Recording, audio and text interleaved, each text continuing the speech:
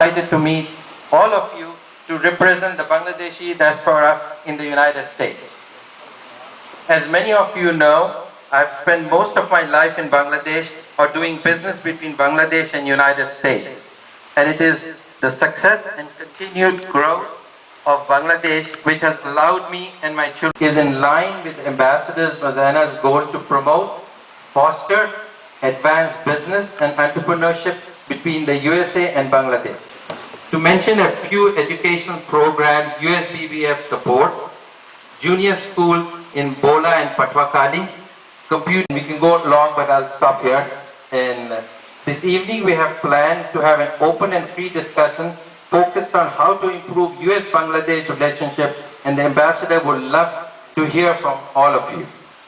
In the interest of time, please keep questions and discussion free of political implications. With all of you, and particularly with Ambassador Mozena and his wife. I made my sponsored by AmCham and the U.S. Trade Center, which is housed in the embassy in Dhaka. And Marianne Peters was the ambassador then. We had a lovely dinner with her, and he was at the time as well. And of course, Mr. Ghaffur, the executive director of AmCham. Last April of 2011 of last year, I made my 10th trip to Bangladesh. So over the years, I've visited Cox's Bazar 3 times. I've walked across to do business in Bangladesh. And I highly recommend any American, even Bangladeshi Americans, who interface with the Trade Center. They do a great job of providing advice and resources and help you to avoid some of the pitfalls that can come your way when visiting a strange country. And so I have a set of lungs that normally works. Can you hear me okay? Yeah. Mason, thank you for the, where did you go? Oh, there you are. Thank you for the very kind introduction. Feroz Bhai is here. Thank you to your lovely wife, your 2 boys, and your daughter-in-law. Here, she's made the rounds. I have 2 other people with me. I see neither one. I don't know if they're in the bushes or what. There's one. Oh, here he is. Oh, with the ladies, of course. Is Marvis Taylor, who has lived on and off in Bangladesh for the last 2 years. He's with the FBI, and he's law enforcement and doing wonderful things. Please try to talk to Marvis during the course of the evening. A very different perspective, rich perspective on Bangladesh. Foreign Service, back to the very first Secretary of State, and I forget who it is, Benjamin Franklin, I think it was. There has never been anybody like me to this side. That's a good man. Can promote America's relations with the rest of the world. And after I'm finished, Mitul is going to share some ideas. And he's full of ideas. Hang on to your wallets, everybody. They're safe. A dozen years ago. And I'm often asked, oh, what is different about Bangladesh from a dozen years ago? Usually it's a throwaway question. And I give a throwaway answer.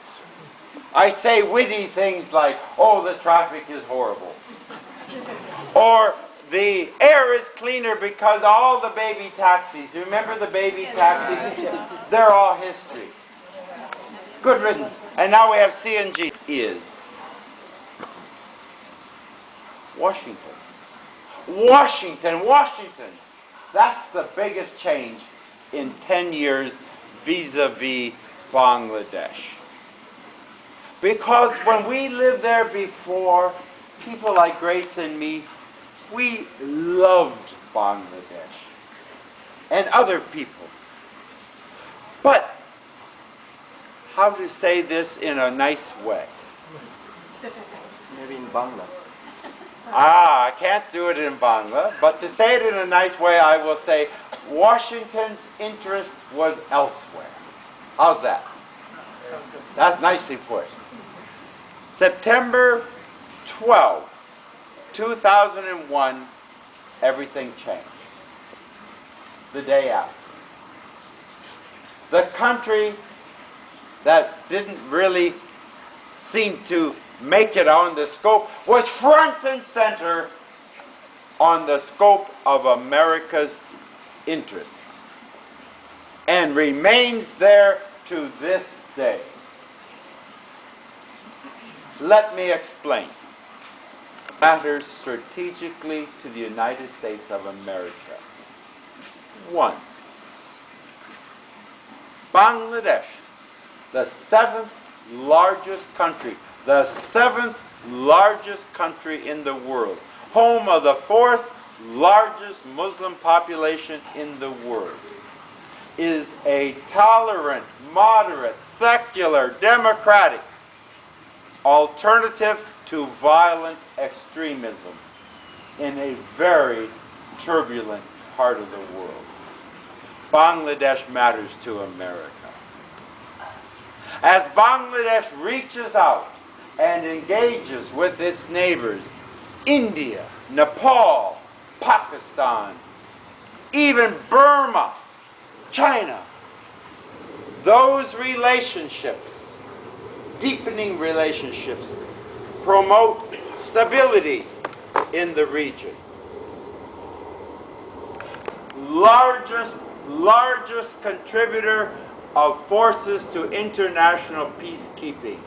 2 weeks ago, 10,746 Bangladeshi boots on the ground, police and military in police detachment. How's that? Yes, be impressed. It is great. Let's give a hand to that. To America.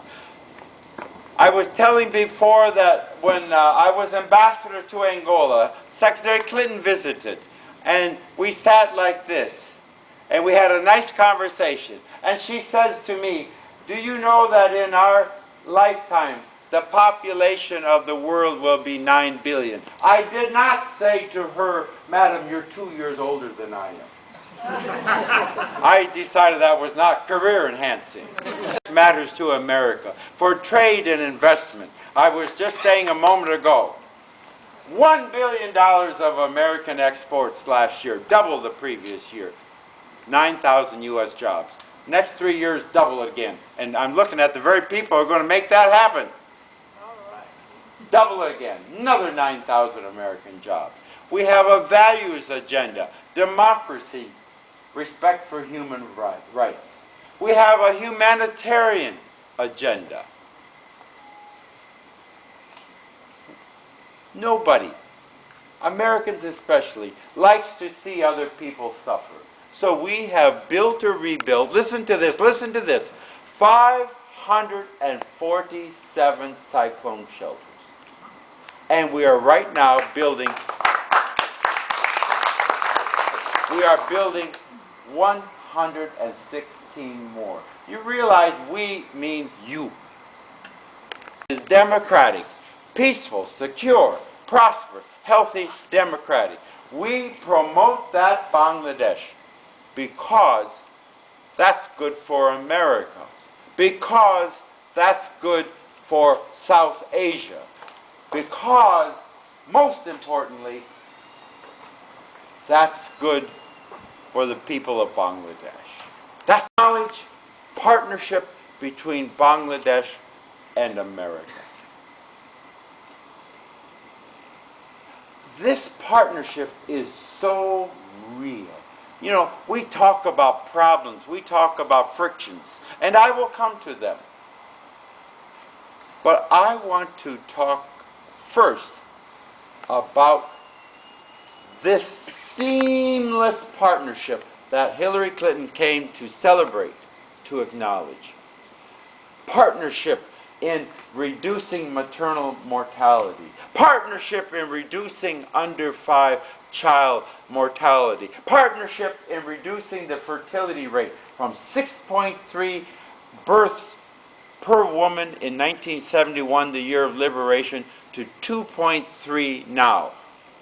Almost down to replacement level. Be awed.